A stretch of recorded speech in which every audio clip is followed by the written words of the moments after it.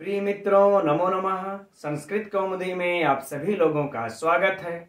मित्रों, हम लोग नीति शतकम ग्रंथ का अध्ययन कर रहे हैं और आज की कक्षा इस ग्रंथ की अंतिम कक्षा होगी, क्योंकि अब मात्र 5 श्लोक शेष रह गए हैं जिनका की अध्ययन हम लोगों को करना है। तो आज की कक्षा में इन 5 श्लोकों का अध्ययन करके नीति शतकम ग्रंथ को पूर्ण रूप से समाप्त कर लेना है।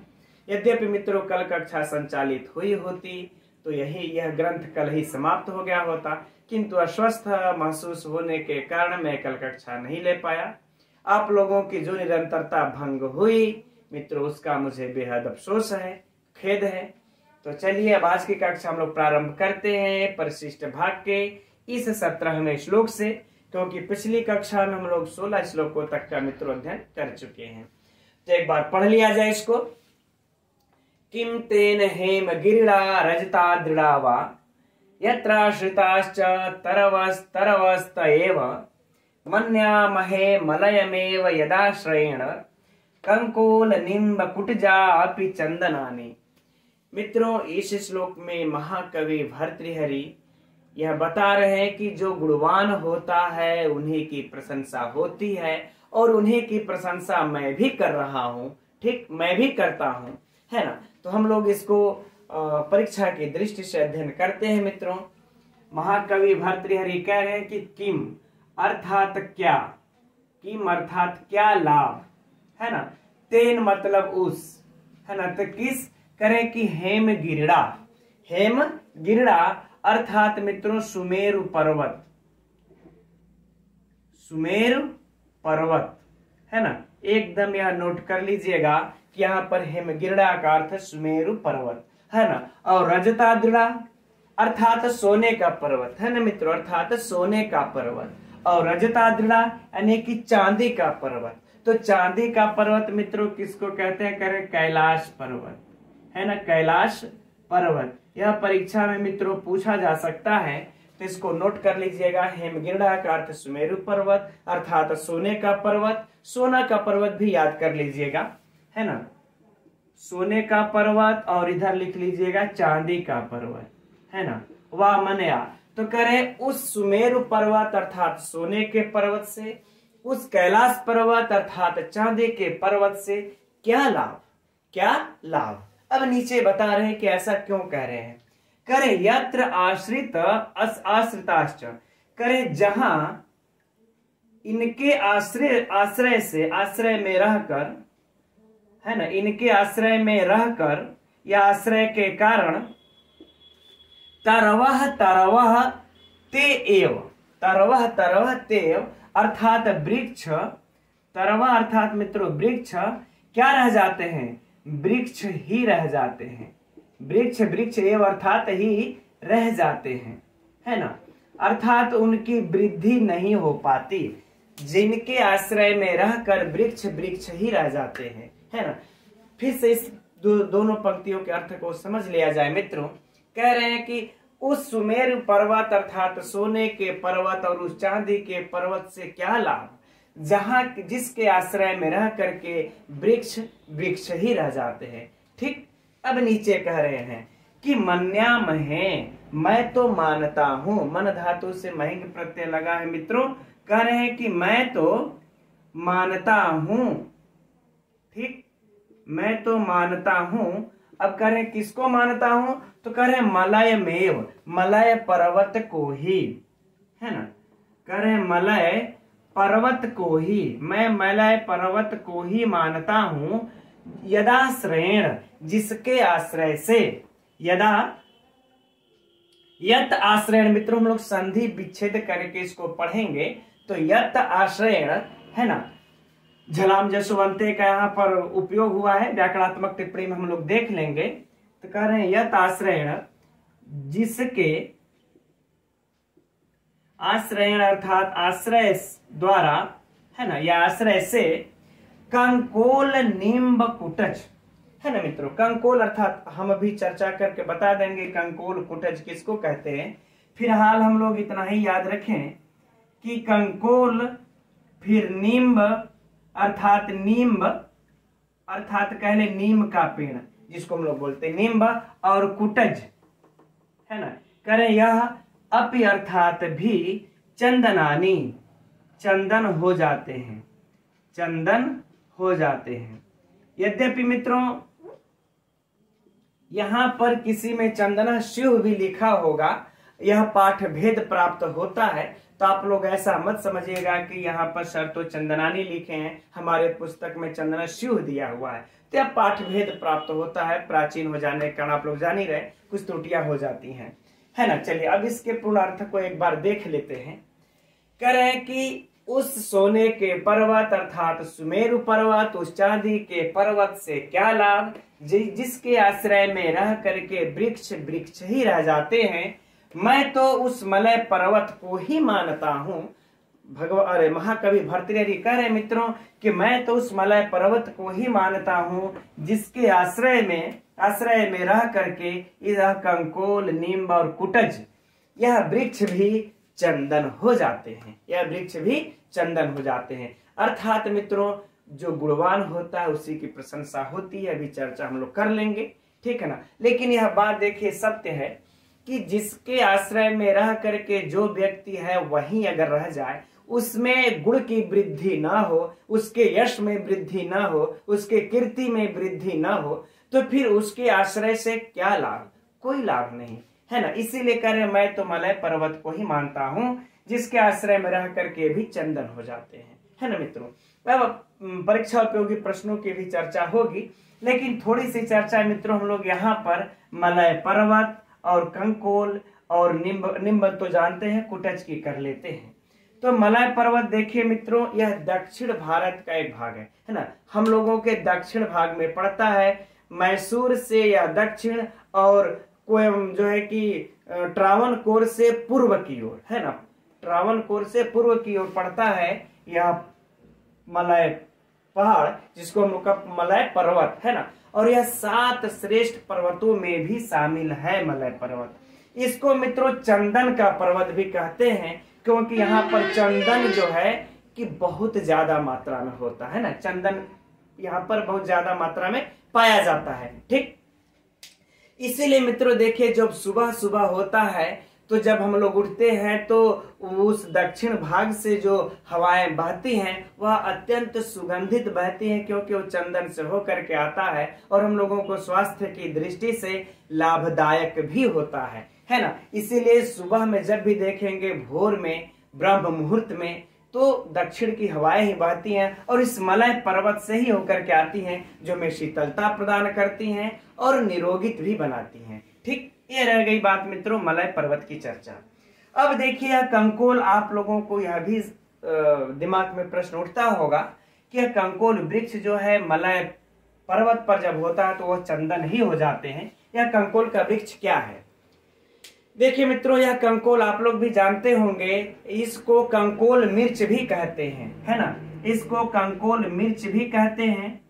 अर्थात दूसरा नाम, यह इसका जो पौधा होता है, पत्ता जो होता है पान के आकार का होता है, और आप लोग जो मसाला हम लोग काली मरीच नहीं होते जिसको मरीच बोलते हैं हम लोग, तो उसी के आकार का यह होता है। और देखेंगे आप लोग तो इस तरह इसमें पूंछ भी बना होता है ना, पूंछ की तरह ये बना होता है इस प्रकार से, ठीक है। तो यहाँ और देखने में वो बहु मरीच के समान होता है, इसी को हम लोग कंकोल या कोई लोग अंकोल मिर्च भी कहते हैं, कोई लोग इसको शीतल चीनी कहते हैं और कोई लोग इसको कबाब चीनी भी कहते हैं। इसके इतने नाम है ना, कबाब चीनी, शीतल चीनी, कंकोल मिर्च, अंकोल मिर्च, और मसाले में इसका प्रयोग होता है मित्रों, बहुत ही लाभकारी होता है। तो कह रहे हैं इसका वृक्ष भी चंदन हो जाता है, इसका पेड़ भी, ठीक। कंकोल तो समझ गए होंगे, नीम तो आप लोग जानते हैं, अब कुटज भी समझ लेते हैं। कुटज मित्रों यह पुष्प है ना, और पौधा है, एक फूलता भी है और फलता भी है, यह दोनों काम कर। इसके सफेद सफेद फूल होते हैं, गुच्छों में यह प्रायः फूलते हैं, और इसका जो बीज होता है अत्यंत लाभकारी भी होता है, ठीक। तो कह रहे ये सब के वृक्ष भी वहां अगर उगते हैं तो चंदन के समान शीतल हो जाते हैं, ठीक मित्रों। तो ये थोड़ी सी वृक्षों की चर्चा रही। अब हम लोग बात कर लेते हैं कि परीक्षा उपयोगी प्रश्नों की, है ना।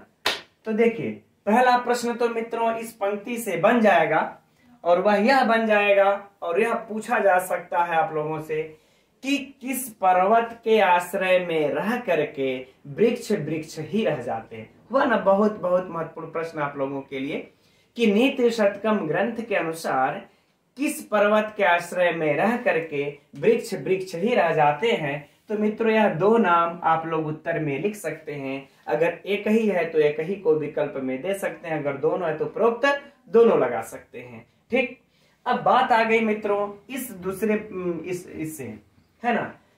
इसमें देखिए विकल्प में यह भी देगा, मलय पर्वत भी देगा, क्योंकि इसमें श्लोक में चर्चा है ना। अच्छा देखिए, अब इस श्लोक में से प्रश्न को अगर देखा जाए तो यह बन जाएगा किस पर्वत के आश्रय में रहने पर यह कंकोल नींब कुटज भी चंदन हो जाते हैं, है ना मित्रों। तो उत्तर में आप लोग इस मलय पर्वत को दे सकते हैं। इस मलय दे सकते नहीं, यही होगा ही कि मलय पर्वत के आश्रय में रहने पर यह तीनों भी चंदन हो जाते हैं। राइट। अच्छा, अब प्रश्न देखिए थोड़ा सा और गहराई में चलते हैं। कह रहे हैं कि मलय पर्वत के आश्रय में नीति शतकम, फिर से सुनिए कि नीति शतकम ग्रंथ के अनुसार मलय पर्वत के आश्रय में रहकर कौन से वृक्ष जो है कि चंदन हो जाते हैं, कौन से वृक्ष चंदन हो जाते हैं। विकल्प कंकोल नींब कुटज उपरोक्त सभी, तो उपरोक्त सभी हो जाएंगे मित्रों। तो यह हो गया तीसरा प्रश्न, है ना। और बाकी हेमगिरा रजतादड़ा का ये जो अर्थ होगा, सोने का पर्वत चांदी का, यह दो प्रश्न और हो गए मित्रों। तो 5 प्रश्न आप लोगों को परीक्षा के लिए बहुत बहुत महत्वपूर्ण हुए। ठीक, अब बात कर लेते हैं मित्रों हम लोग यहाँ पर थोड़े से अलंकार की। किसमें अलंकार कौन सा है ना। तो देखिए इसमें हम लोग व्यतिरेक अलंकार तब मान सकते हैं, तब होगा क्योंकि देखिए व्यतिरेक अलंकार, अच्छा लिख लेते हैं।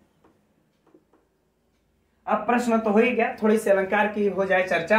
कह रहे हैं कि देखिए इसमें जो है कि उपमेय, इस मलय को उपमेय मानेंगे, है ना। इस मलय को उपमेय मानेंगे, अर्थात सज्जन व्यक्ति, है ना। अर्थात सज्जन व्यक्ति कि सज्जन के संसर्ग में आकर के, संगत में आकर के वो भी व्यक्ति सज्जन हो ही जाता है। जैसे मलय पर्वत के आश्रय में आकर के भी चंदन हो गए। तो जब हम इसको उपमेय मानेंगे और इन दोनों को उपमान मानेंगे, इन दोनों को उपमान मानेंगे, तब जो है कि इस उपमेय की अत्यधिक प्रशंसा हो रही है ना। इस उपमान का अतिक्रमण करके इस उपमेय की जब अत्यधिक प्रशंसा हो जाती है तो ऐसी अवस्था में मित्रों व्यतिरेक अलंकार होता है। तो अगर देखा जाए इसमें तो यह व्यतिरेक अलंकार होगा। ठीक, चलिए अब हम लोग इसके अब इसी जगह मित्रों चर्चा कर लेते हैं इसके व्याकरणात्मक टिप्पणियों की, क्योंकि बहुत ज्यादा इसमें व्याकरणात्मक टिप्पणी नहीं है। तो बस एक दो जो है उसको हम लोग देख लेते हैं। देखिए पहले तो हम लोग देख लें कि तेन रजतादृढ़ा, यह दीर्घ संधि कोई समस्या नहीं है। यत्र आश्रिता तो यहाँ भी दीर्घ संधि है, देख ही रहे आप लोग, है ना। तरवह विसर्ग संधि। अब यहाँ पर देखिए मित्रों मन्याम है ना।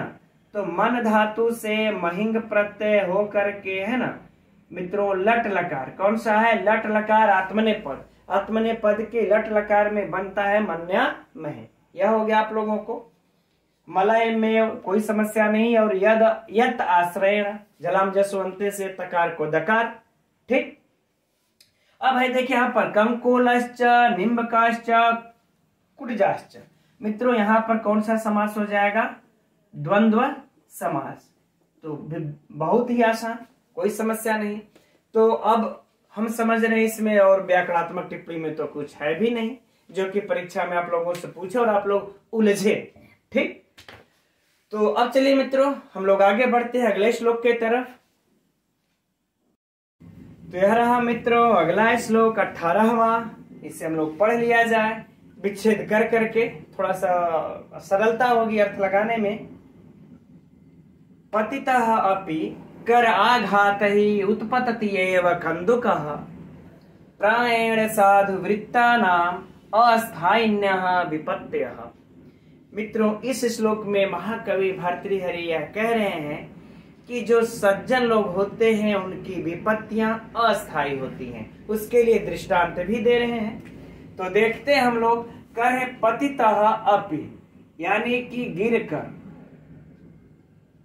कर अपि अर्थात भी, गिर कर भी किससे, कर आघात ही। कर अर्थात मित्रों हाथ के, आघात है मतलब आघात से, अर्थात वार से या मार से। तो गिर कर भी हाथ के मार से, उत्पतति एवं। तो कह रहे मित्रों उत्पतति मतलब ऊपर की ओर उठता है ना, ऊपर की ओर उठता है, एवं मने ही, और कंदुका मने गेंद, कंदुका अर्थात गेंद। तो कह रहे मित्रों जब अगर गेंद को हाथ से जब मारेंगे तो शीघ्र ही नीचे की ओर गिर के, मतलब नीचे की ओर गिर करके शीघ्र ही वह ऊपर की ओर उठता है, उससे ज्यादा देर नहीं लगती। उसी प्रकार से प्रायेण यानी कि प्रायः, तो कह रहे इसी प्रकार से प्रायः साधु वृत्तानाम, अर्थात साधु अर्थात सज्जन चरित्र वाले, सत चरित्र वाले, अर्थात मित्रों कह ले कि सज्जन, क्या कह ले, सज्जन। तो जो सच्चरित्र वाले सज्जन है उनका, अब म में से मित्रों हम लोग अ तो निकाल ही देंगे। तो कह रहे अस्थायिन्य, यानी अस्थायी होती है, क्या होती है, अस्थायी होती है। विपत्ति अर्थात विपत्ति, करें उसी प्रकार से इस सज्जनों की विपत्ति भी अस्थायी होती है, अर्थात जब इनके पास संकट आता है, नीचे गिरते हैं तो शीघ्र ही गेंद के समान ऊपर की ओर उठ जाते हैं। इनकी विपत्तियां अस्थायी होती हैं और उससे निकल जाते हैं। ठीक मित्रों, एक बार संपूर्ण अर्थ को देख लिया जाए। करें कि हाथ के आघात से गेंद नीचे गिर करके भी शीघ्र ही वह ऊपर की ओर उठता है, ठीक उसी प्रकार से इस प्रायः सज्जनों की विपत्तियां भी अस्थायी होती हैं, अर्थात विपत्ति में वह नीचे गिर करके भी शीघ्र ही ऊपर की ओर उठ जाते हैं, है ना मित्रों। अब इसमें से यदि परीक्षा उपयोगी प्रश्नों की चर्चा किया जाए मित्रों, तो देख रहे हैं छोटा सा श्लोक है अनुष्टुप छंद में, कुछ विशिष्ट निकलेगा नहीं, लेकिन हाँ यह इस तरीके से प्रश्न बनाया जा सकता है अगर जबरदस्ती बनाए तो, कि अस्थायी विपत्तियां किसकी होती हैं, अस्थायी विपत्तियां किसकी होती हैं, तो सज्जनों की होती हैं, ठीक है ना। अब यहाँ पर मित्रों सज्जन की तुलना इस गेंद के साथ की गई है, अर्थात कह ले कि अगर उपमा कहेंगे यानी दर्शनालंकार भी इसमें कह सकते हैं, लेकिन गेंद की तरह इनकी तुलना हुई है। तो अगर ये पूछा जाए इस श्लोक में पतितो अपि काराघात, इस श्लोक में सज्जनों की तुलना किससे की गई है, तो गेंद से। या फिर इस प्रकार से प्रश्न पूछ दे कि गेंद से तुलना किसकी की गई है, तो मित्रों सज्जन की गई है। ठीक, इससे ज्यादा छोटा सा श्लोक के अर्थ से क्या और प्रश्न बन सकता है, कोई नहीं, है ना। अब लेकिन इसमें कुछ व्याकरणात्मक टिप्पणियों में मित्रों कुछ है महत्वपूर्ण मुझे लग रहा है, तो देख लेते हैं। जैसे देखिए पतिता है ना, तो इसमें देखिए पत धातु से जो है कि ऋणी प्रत्यय लग पतित है ना, पतड़िच लग करके मित्रों फिर कत प्रत्यय लगा है ना, तो बन जाता है पतित। क्या बना उसके बाद, प्रथमा में जो है पतित, इसके बाद पतितो अपि संधि हुआ है, अतोरोरप्लुते से उत्त होकर के पतितोपि बना है। एकदम स्पष्ट आप लोगों को दिख रहा है मित्रों। संधि चलिए हम व्यंजन संधि जब हम पढ़ाएंगे तो उसमें देखिएगा विस्तृत करके आप लोगों को ये सब हम बताएंगे, है ना। चलिए आगे बढ़ते हैं। इसमें पतिता में याद रहे कि कत प्रत्यय है मित्रों, ठीक है। अब देखिए कर आघात ही, तो यहाँ पर आप लोगों को तो दीर्घ संधि दिख रही है, कोई समस्या नहीं, लेकिन आघात में मित्रों आ उपसर्ग हन धातु से घय प्रत्यय मिल करके बन गया है आघात। क्या बन गया, आघात। अब इसके बाद इसमें तृतीया सु आदि की उत्पत्ति तो करना ही करना है, तब क्या कर लेंगे, तृतीया में आघात हो गया, कोई समस्या नहीं। अब उत्पतति एव, तो ई के बाद ए आया है मित्रों, आप लोग देख रहे हैं कौन सी संधि हो गई, यड़ संधि है ना, कोई समस्या नहीं है, यड़ संधि लगा सकते हैं। कंदुकः प्रायेण साधु वृत्ता नाम, है ना, अर्थात मित्रों साधु वृत्तम एसाम ते, है ना, कि जिसकी साधु वृत्तियां है, तो मित्रों यहाँ पर कौन सा समास हो जाएगा? बहुव्रीहि समास। सरल सा है बिल्कुल, साधु वृत्ता नाम बहुव्रीहि समास। अब स्थायिन्य, स्थायिन्य तो मित्रों इसमें देखिए स्था से ऋणी प्रत्यय लग करके, स्था इसके बाद ऋणी लग करके बन जाता है स्थायी। इसके बाद गिप लगा देते हैं और गिप प्रत्यय लगा करके रूप चला देते हैं। तो इसके बाद और युग का इसमें मित्रों आगम भी होता है, युग का आगम भी होता है। तो हम समझते हैं इतना बृहद परीक्षा में पूछेगा नहीं। इसके बाद देखिए रूप हम लोग ये चला देते हैं, तो प्रथमा में प्रथमा विभक्ति बहुवचन में बन जाता है स्थायिन्य। चूंकि यहाँ पर विसर्ग हो जाएगा उसको स्थायिन्य है, ठीक है ना, ये रहा। तो ये नहीं विशिष्ट पूछेगा प्रत्यय, चूंकि इसमें थोड़ा सा लंबा स्था धनऋणी कीजिए, स्थायीन, फिर गिप लगाइए, युग का आगम कीजिए, उसके बाद रूप आप अब चलाइए, तब जाके प्रथमा के विभक्ति के बहुवचन में बनता है। ठीक, चलिए। हाँ, यह विपत्ति, इसका देख लेते हैं मित्रों। वी पत धन कितिन प्रत्यय है, कौन सा? कितिन प्रत्यय है। इसके बाद रूप चल जाता है, यानी कि विभक्ति इत्यादि कार्य करने पर प्रथमा विभक्ति बहुवचन में यह भी बनता है ना। तो अगर मित्रों विपत्ति की व्युत्पत्ति पूछे, ये थोड़ा सा पूछने लायक है, महत्वपूर्ण है। तो विपत्ति कितिन विपत्ति हो गया, बिल्कुल सरल है। अब इसके बाद अगर पूछ दे इसमें कौन सा विभक्ति है, तो प्रथमा, चूंकि सुआदि की उत्पत्ति तो मित्रों करना है, तो विपत्ति बन जाने के बाद जब रूप चल देगा तो प्रथमा विभक्ति बहुवचन में। ठीक, तेरे ही मित्रों इसकी व्याकरणात्मक टिप्पणियां कुछ महत्वपूर्ण है, हो सकता है परीक्षा में पूछ दे, तो इसको देख लेना है। अब बाकी मित्रों इसमें छंद तो देख ही रहे हैं कि अनुष्टुप छंद है। तो चलिए अब हम लोग अगले श्लोक की तरफ बढ़ते हैं, श्लोक संख्या 19। तो यह रहा मित्रों 19वां श्लोक, एक बार पढ़ लिया जाए इसको। कर्मायत्तम फलम पुंसाम बुद्धि कर्मानुसारिणी तथापि सुधिया भाव्यम सुविचारेव कुर्वता। इस श्लोक में मित्रों महाकवि भर्तृहरि यह कह रहे हैं कि लोगों को सोच विचार करके ही कार्य करना चाहिए, इस तरह से नहीं करना चाहिए। तो देखते हैं हम लोग संपूर्ण अर्थ को। कह रहे हैं कि कर्मायत्तम अर्थात कर्मणायत्तम अर्थात मित्रों कर्म के अधीन, कर्म के अधीन। ठीक, अर्थात यूं कह ले कि कर्म के अनुसार, फलम अर्थात फल, और पुंसाम अर्थात मित्रों प्राणियों को, लोगों को, है ना, हम लोग अर्थ लगा लेते हैं कि लोगों को। ठीक, तो पहले इतने का अर्थ देख लेते हैं मित्रों कि कर्म के अनुसार ही लोगों को फल प्राप्त होता है, और यह मित्रों बताने की आवश्यकता नहीं है। हम सभी लोग यह जानते हैं कि जैसा कर्म करेंगे वैसा ही हमें फल भी प्राप्त होगा। तो कर्म के अनुसार ही लोगों को फल प्राप्त होता है। और कह रहे हैं कि बुद्धि कर्मानुसारिणी, कि कह रहे कि बुद्धि भी कर्मानुसारिणी अर्थात कर्म के अनुसार, कर्म के अनुसार ही काम करती है। और कह रहे बुद्धि भी जो चलती है और जो बुद्धि भी होती है वह कर्म के अनुसार ही होती है। अर्थात मित्रों अगर कर्म हम लोगों का पाप कर्म है तो बुद्धि भी मित्रों हम लोगों की पापियों के जैसा ही हो जाएगी, अर्थात वह भी कर्म के अनुसार ही कार्य करती है।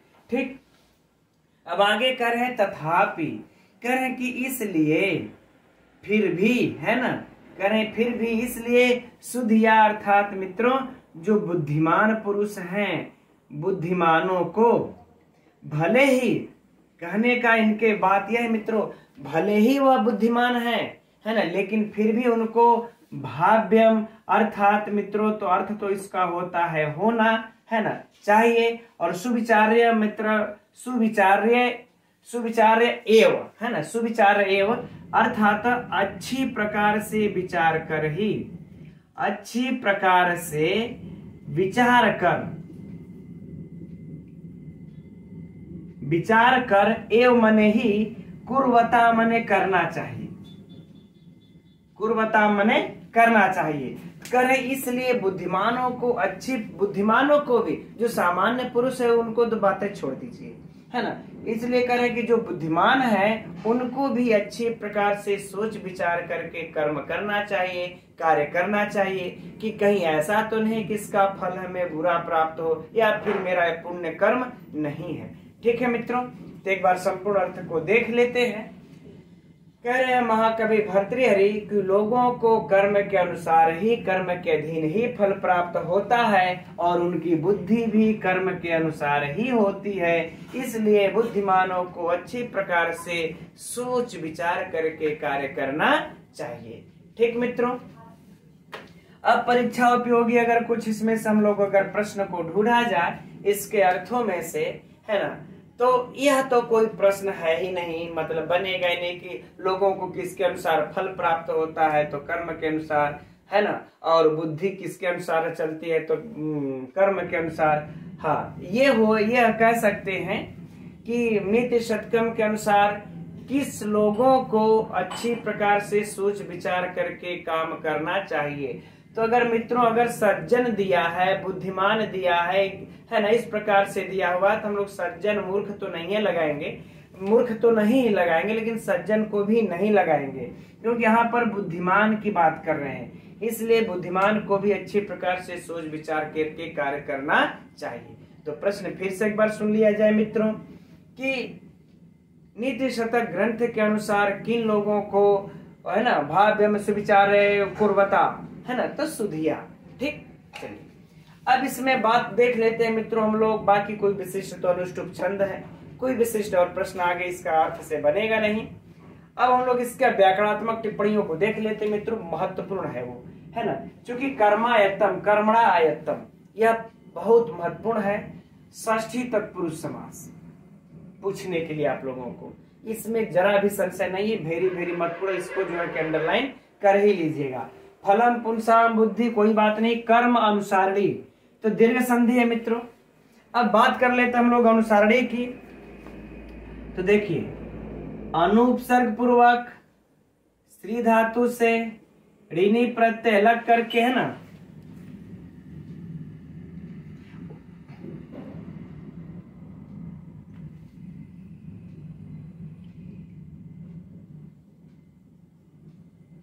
अनुश्री, उसके बाद ऋणी, है ना, और इसके बाद मित्रों इसमें गीप लगा है। ठीक, इसके बाद इसमें क्या चीज लगा है, गीप प्रत्यय, तब बन जाता है अनुसारणी। और अगर अब इसके बाद मित्रों ये हो गया, अब इसके बाद जो यहाँ पर समास हो गया है कर्मानुसारणी, तो मित्रों यहाँ पर बहुव्रीहि समास है, बहुव्रीहि समास। क्यों? क्योंकि देखिए यह बुद्धि की यह विशेषण है। बुद्धि कैसी है, तो विशेषण बता रहे हैं कि कर्मानुसारणी है, तो यह देखिए बहुव्रीहि समास हो गया, वेरी सिंपल। अब फिर से इसको समझ लिया जाए परीक्षा की दृष्टि से, पूछे कर्मानुसारणी में कौन समास है, तो बहुव्रीहि समास है। अब यदि पूछ दे कि अनुसारणी में कौन सा प्रत्यय मित्रों, अगर गीप गीस गीन में पूछे तो गीप लगाइएगा, और धातु पूछे तो श्री धातु, धातु तो नहीं है पूछेगा, प्रत्यय पूछेगा तो गीप प्रत्यय है, यह याद कर लेना है ना, क्योंकि गीप गीस गिन में बड़ा ही कंफ्यूजन हो जाता है। अब आगे देख लेते हैं तथापि सुधिया भाव्यम। हाँ, भाव्यम का भी मित्रों ये तो पूछ चुका है, भूधन ण्यत, है ना, यह भाव्यम पूछा जा चुका है परीक्षा में, क्योंकि यात ण्यत जब यह विकल्प में दे देता है ना, यात यात क्यप, है ना, यह जब दे देता है तो यह समझ में ही नहीं आता कि भाव्यम है कि अण्यत लगा है कि यत लगा है कि क्यप लगा है। तो याद रहे मित्रों ये अण्यत लगा है, क्योंकि अड़ाइत है तो आदि वृद्धि हो जाती है। ठीक, चलिए वो बात की बात है, प्रत्यय में देखा जाएगा तो अण्यत प्रत्यय लगा है, इतना याद रखिएगा। अब सुविचारे, तो मित्रों इसका देखिए सु उपसर्ग लगा है, फिर वी उपसर्ग लगा है, इसके बाद देखिए चर धातु है, चर धातु के बाद इसमें जो है कि कत्वा लगा है, मतलब रिच तो है, रिच भी लगा लेते हैं, रिच तो है ना। इसके बाद देखिए कत्वा लगा हुआ है, इसके बाद क्या लग गया है, लेप। ठीक, कत्वा के बाद लेप, है ना, तो बन गया है सुविचार्य। क्या बन गया है, सुविचार्य, सुविचार्य यह बन गया। अब इस सुविचार्य का इस एव के साथ संधि हो गई है, तो यह कौन सी संधि हो गई? दीर्घ संधि, सुविचार्य।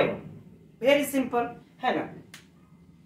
चलिए, चूंकि यहाँ पर हाँ, अब हम समझते हैं कि मित्रों व्याकरणात्मक दृष्टिकोण से अगर देखा जाता है हो गया। अब परीक्षा की दृष्टि से मित्रों इसमें देखिए, यह भी आप लोगों को महत्वपूर्ण है और यह भी महत्वपूर्ण है और यह भी महत्वपूर्ण है। तो यह इसकी व्याकरणात्मक टिप्पणियां, बल्कि यूं कह ले कि इस श्लोक का हमें अर्थ नहीं, व्याकरणात्मक टिप्पणियां महत्वपूर्ण है, तो इसे नोट कर लीजिएगा। अब हम लोग बढ़ते हैं अगले श्लोक की तरफ। तो यह रहा मित्रों अगला श्लोक 20वां, पढ़ लिया जाए पहले इसे एक बार। पत्रम नैव यदा करीर विटपे दोषो वसंतस्य किम अनोलोको अपि अवलोकते यदि दिवा सूर्यस्य किम दूषणम अधारा नैव पतन्ति चातक मुखे तो मेघस्य किम दूषणम यत् पूर्वं विधिना ललाट लिखितम तन्मार्जितुम कः क्षमा। तो मित्रों इस श्लोक में महाकवि भर्तृहरि यह बता रहे हैं कि जो इस ललाट पर, जो इस भाग्य में लिख दिया है, उससे कौन मिटा सकता है, अर्थात कोई नहीं। ठीक, तो देखते हैं संपूर्ण श्लोक को। तो कह रहे हैं मित्रों पत्रम अर्थात पत्ता और न एव अर्थात नहीं आता, यदा मने जब, अब करीर विटपे अर्थात करील के पेड़ में, करील के पेड़ में।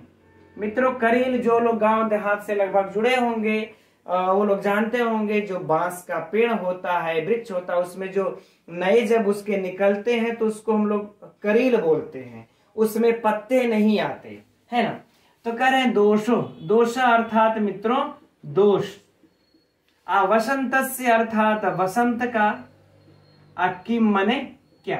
तो कह रहे इसमें वसंत का क्या दोष है ना मित्रों, इसमें बसंत का क्या दोष। अगर बसंत ऋतु का जब मौसम मित्रों आता है तो वृक्षों में आप लोग जानते होंगे पतझड़ के समय आता है, तो पतझड़ में जब पत्ते झड़ जाते हैं वृक्षों में नए नए पत्ते आते हैं, लेकिन उसमें भी इस करील के पेड़ में पत्ता नहीं आता।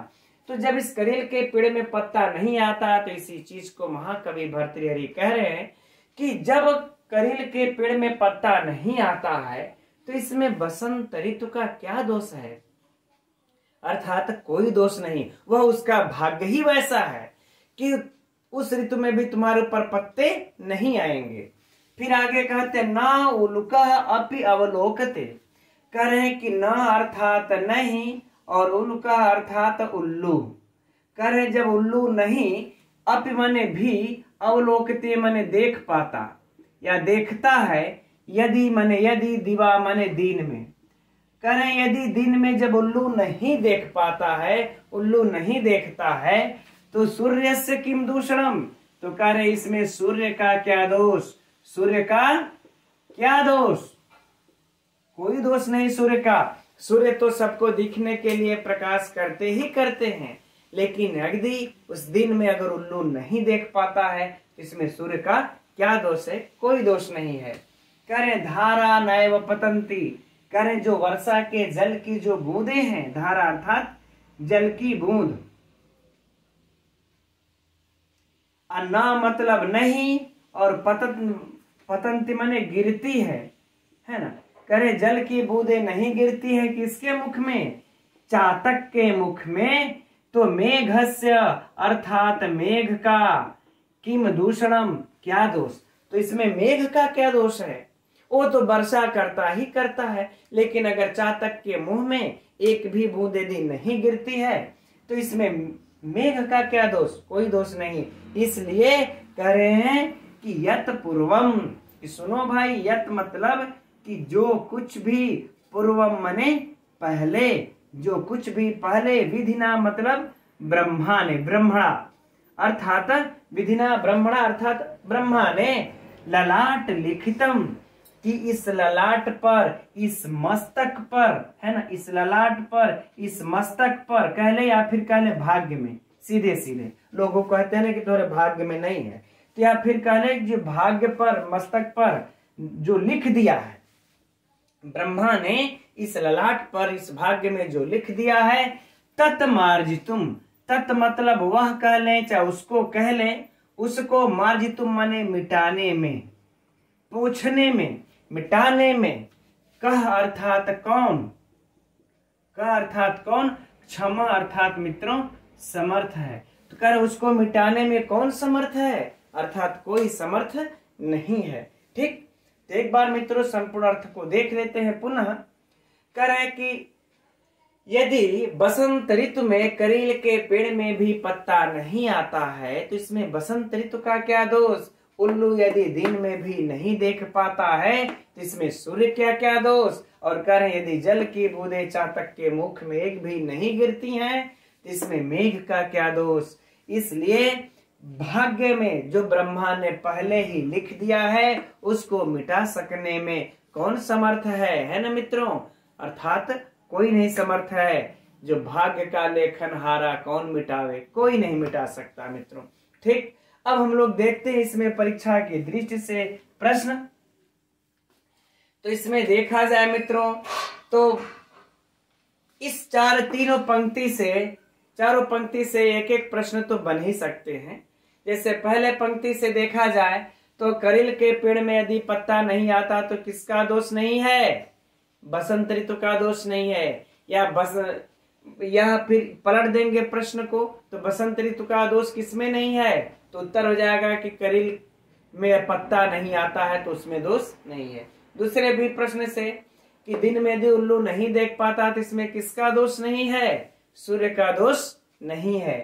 तीसरे से यदि जल की बूंदें अगर उसके मुख में नहीं गिरती चातक के मुख में तो किसका दोष नहीं है, मेघ का दोष नहीं। मतलब सरल सरल सा यह प्रश्न होगा, है ना। और इस प्रश्न से करे भाग्य को मिटा, भाग्य में लिखे हुए को कौन मिटा सकता है, अर्थात कोई नहीं मिटा सकता। ठीक, तो ये मित्रों 4 प्रश्न बन जाएंगे इस प्रकार से। अब इसमें व्याकरणात्मक टिप्पणियों को इसी जगह देख लेते हैं मित्रों, कुछ वैसा विशिष्ट है नहीं। पत्रम मने पत्ता, न एव मने नहीं, वृद्धि संधि है मित्रों, कोई सोचने समझने की बात नहीं है। यदा करीर विटपे, करीरस से विटप मित्रों यानी कि करील का पेड़ है ना, तो षष्ठी तत्पुरुष एकदम बिल्कुल साधारण सा प्रश्न है। दोषा बसंतस्य की आगे कुछ नहीं है। अब न उल्को अपि अवलोकते, अवलोकते है ना मित्रों, अव उपसर्ग पूर्वक लोक धातु है ना। इसके बाद आत्मने पद में लट लकार, वेरी सिंपल, कोई समस्या नहीं इसमें, अवलोकते। ठीक, अब यदि दिवा सूर्य से किम दूषणम, तो मित्रों दुष धातु ले लीजिए इसमें और इसके बाद ल्युट प्रत्यय लगा दीजिए और बन जाएगा दूषणम, कोई समस्या नहीं, है ना। अब पहले की परीक्षाओं में पूछता था इतने सरल सरल, अब कहाँ पूछेगा इतना सरल। फिर भी एक बार दृष्टि तो डाल ही लेना चाहिए हम लोगों को।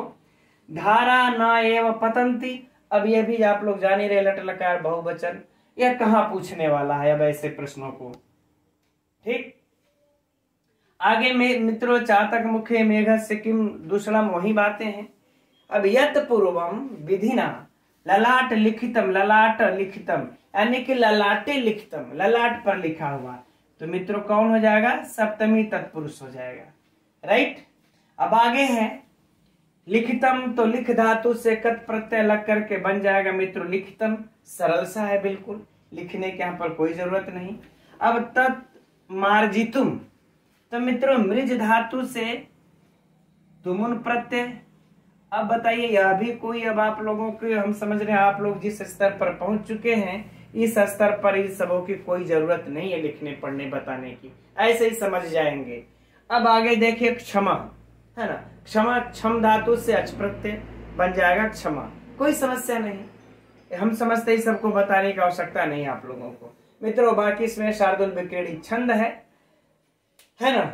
तो हम समझते हैं मित्रों अभी श्लोक आप लोगों को परीक्षा की दृष्टि से पूर्ण हो गया।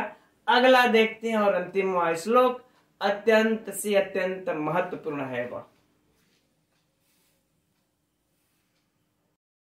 तो यह रहा मित्रों अगला श्लोक 21वां और यह परिशिष्ट भाग का अंतिम श्लोक है और साथ ही यह नीति शतकम ग्रंथ का भी अंतिम श्लोक है। और आप लोग जानते होंगे मित्रों यह परीक्षा की दृष्टि से अत्यंत महत्वपूर्ण से महत्वपूर्ण श्लोक है।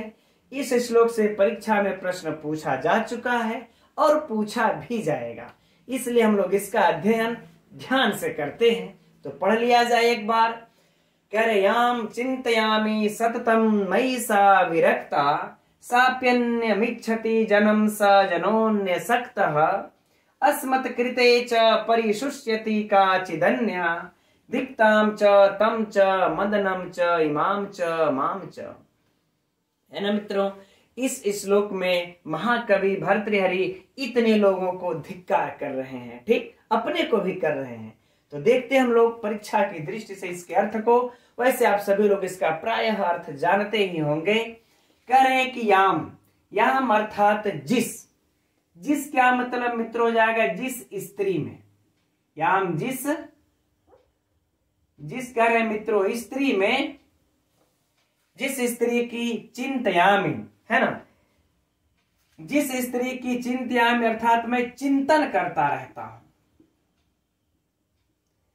जिस स्त्री का मैं चिंतन करता रहता हूं, सततम अर्थात मित्रों निरंतर, सततम अर्थात निरंतर, करें जिस स्त्री का मैं निरंतर चिंतन करता रहता हूं, मयि सा विरक्ता, मयि माने मेरे से ही, मेरे से ही, सा माने वह, अर्थात मित्रों वह स्त्री, कौन, याम का यह विशेषण याम के लिए आ गया है कि जिस स्त्री का मैं चिंतन करता रहता हूं, सा माने वह स्त्री याम, और सा वह स्त्री मुझसे क्या है, विरक्त है।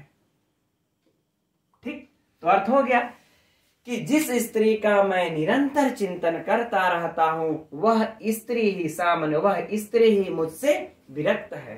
ठीक, अब आगे कहते हैं वह स्त्री कि सा मतलब वह, करें वह स्त्री अपि अन्यम इच्छति, अपि माने भी, वह स्त्री भी, अन्य मतलब दूसरे की, इच्छति माने इच्छा करती है या दूसरे से मित्रों प्रेम करती है। कह रहे वह स्त्री भी मित्रों दूसरे से प्रेम, जन्म मानव अर्थात पुरुष कर लेते हैं। ठीक, तो अब यह वाक्य हो गया कि वह स्त्री भी दूसरे पुरुष से प्रेम करती है। राइट, अब कह रहे कि सहजना, सहजना मतलब मित्रों वह, अर्थात वह कौन, यह जना अर्थात पुरुष। ठीक, तो कह रहे वह पुरुष भी, अन्य अर्थात दूसरे में, वह पुरुष भी दूसरे में सकता मतलब आ सकता है, वह पुरुष भी दूसरे में आ सकता है। ऐसा नहीं है कि वह यह कड़ी सिर्फ वहीं तक टूट जाती है, अर्थात यह पुरुष सिर्फ उसी स्त्री में ही आ सकता रह गया, नहीं, वह पुरुष भी किसी दूसरे में आ सकता है।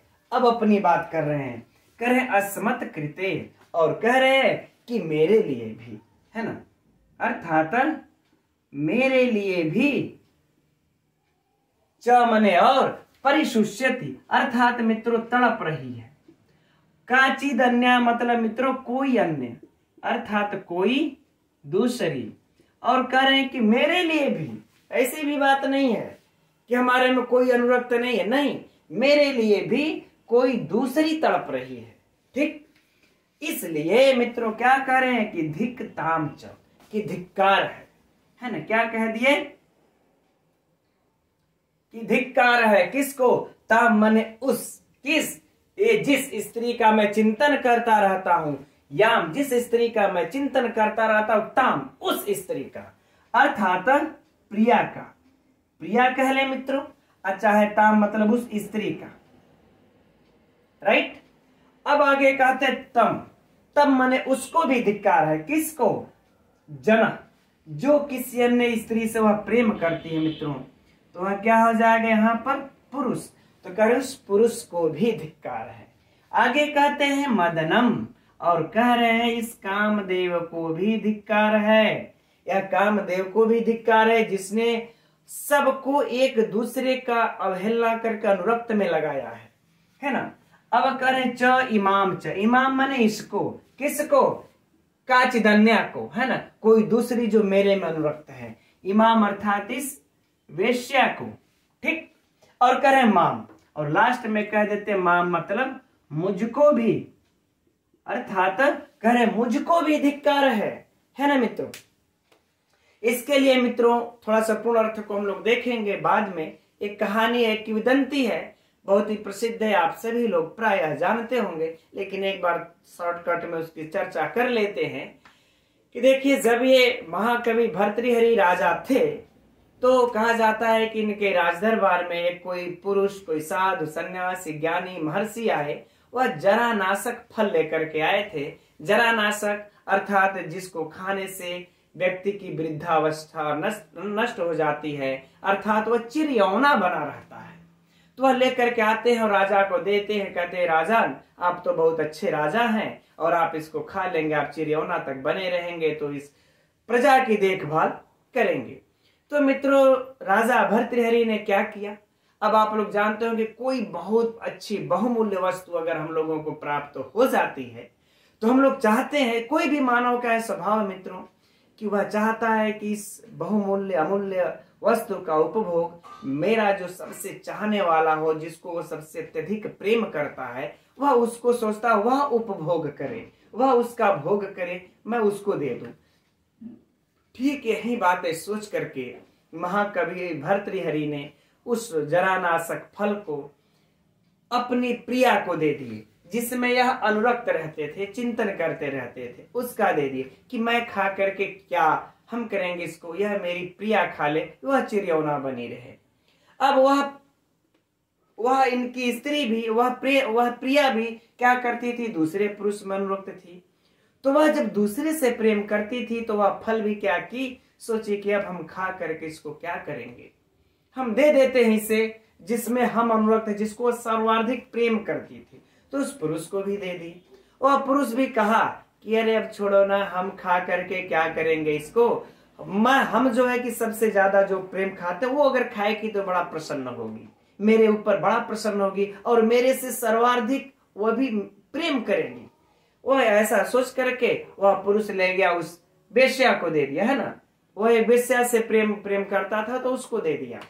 जब उसको दे दिया तो जो वेश्या थी वह भी उस पुरुष से प्रेम नहीं करती थी, वह तो उस राजा में अनुरक्त थी, राजा के लिए तड़प रही थी, अर्थात भर्तृहरि के लिए। तो वह फल लेकर के राज दरबार में पुनः पहुंच गई और कही कि राजन, यह आपके लिए फल है और इसकी ऐसी ऐसी विशिष्ट इसका गुण है, आप यदि इसका उपभोग कर लेंगे तो आप चिरयौवन बने रहेंगे।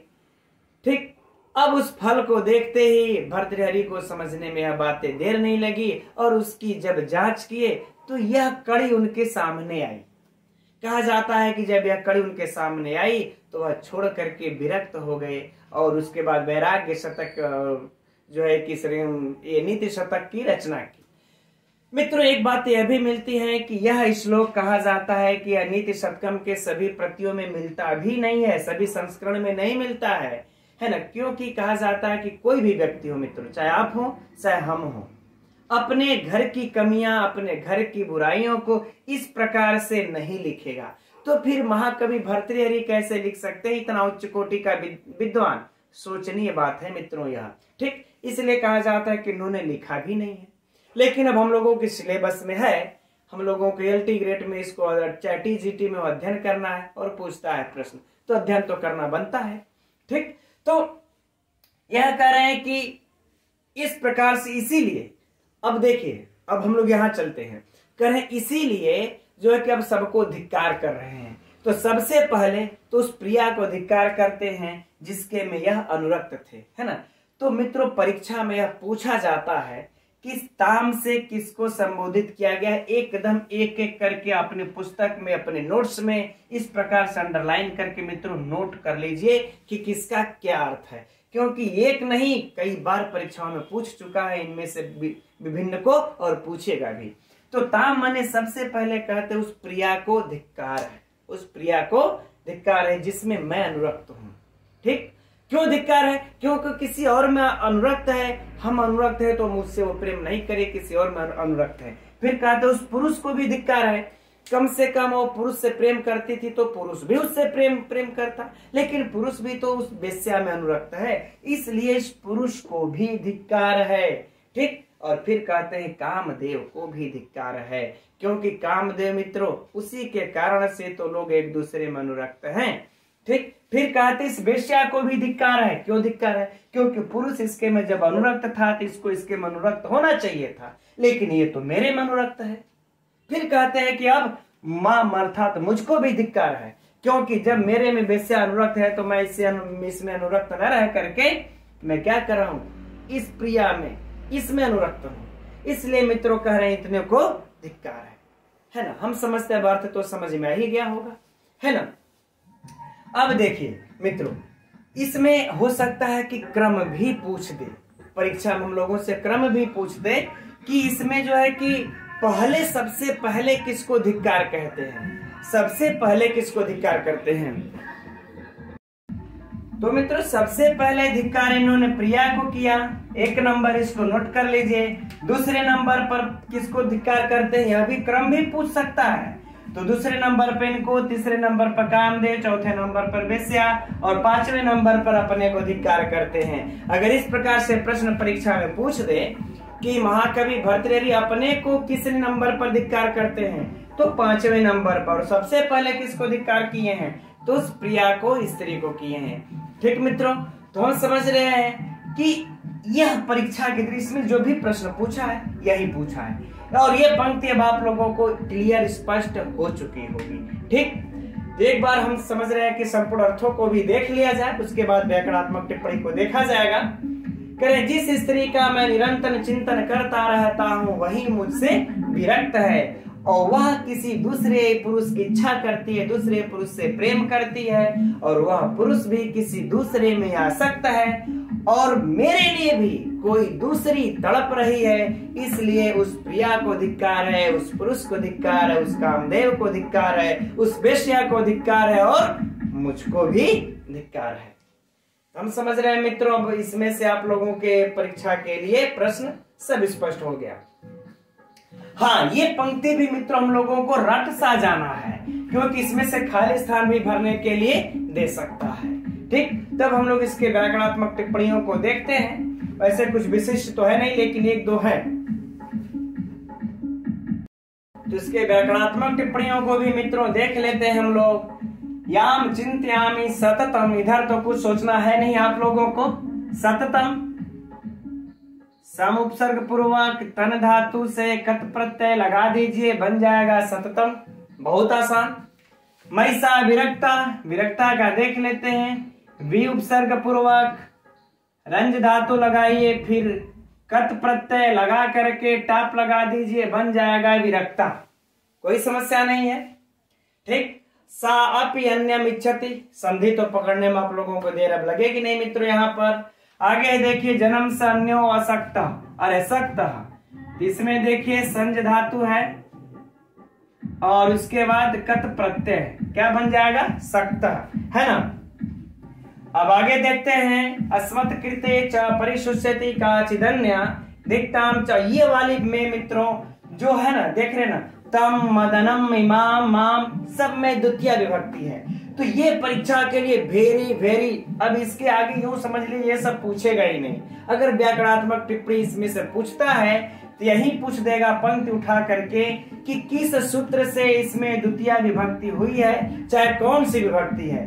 तो मित्रों जो वार्तिक है आप लोगों को याद होगा, धिगुपर्यादिषु, धिगुपर्यादिषु त्रिषु, है ना, धिगुपर्यादिषु त्रिषु द्वितीयाम रेडितान्तेषु ततो अन्यथापि दृश्यते, है ना। इस वार्तिक के द्वारा मित्रों यहाँ पर कौन सी विभक्ति हुई है, द्वितीय विभक्ति हुई है। ये बहुत बहुत महत्वपूर्ण परीक्षा की दृष्टि से, अगर व्याकरण में से पूछा तो यही पूछेगा, इसे हम लोगों को नोट कर लेना है। ठीक है मित्रों, तो हम समझ रहे हैं व्याकरणात्मक दृष्टि से भी मित्रों यह श्लोक पूर्ण हो गया, और ईश्वर की कृपा से हम लोग आज इस नीति शतकम ग्रंथ को पूर्ण रूप से समाप्त कर लिए। ईश्वर को भी बहुत बहुत धन्यवाद, और आप लोगों को भी कि आप लोग मेरे साथ इस नीति शतकम ग्रंथ का, संपूर्ण नीति शतकम ग्रंथ का अध्ययन किए मित्रों।